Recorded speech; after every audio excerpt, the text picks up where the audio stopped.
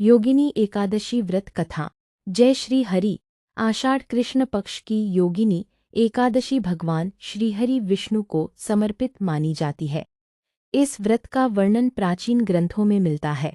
मान्यता है कि श्रद्धा और नियम पूर्वक इस व्रत को करने से पापों का नाश होता है और जीवन में सुख, शांति तथा भगवान विष्णु की कृपा प्राप्त होती है। प्राचीन समय में अलकापुरी नामक नगरी में कुबेर का राज्य था। कुबेर भगवान शिव के परम भक्त थे। उनके यहाँ हेममाली नाम का एक माली था, जिसका कार्य प्रतिदिन मानसरोवर से सुंदर पुष्प लाकर भगवान शिव की पूजा के लिए अर्पित करना था।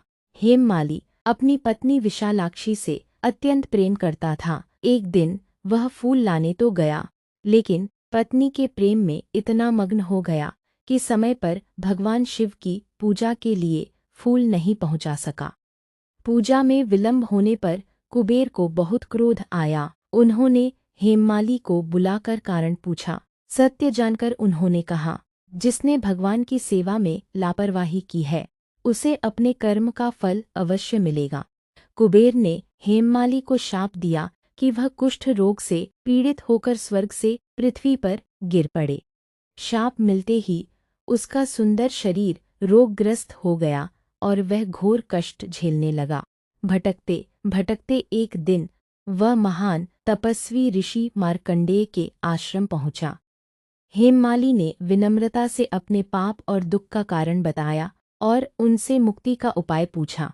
ऋषि मार्कंडेय ने करुणा दिखाते हुए कहा, वत्स, तुम आषाढ़ कृष्ण पक्ष की योगिनी एकादशी का श्रद्धा, नियम और भक्ति से व्रत करो। भगवान श्रीहरि विष्णु की पूजा करो, रखो, रात्रि में भजन कीर्तन करो और अगले दिन द्वादशी को विधिपूर्वक व्रत का पारण करो।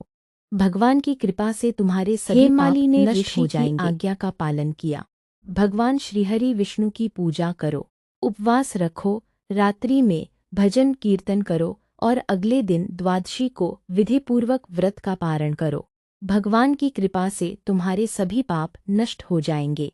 हेममाली ने ऋषि की आज्ञा का पालन किया। उसने पूरे मन से योगिनी एकादशी का व्रत रखा और भगवान विष्णु का स्मरण किया। व्रत के प्रभाव से उसका कुष्ठ रोग समाप्त हो गया।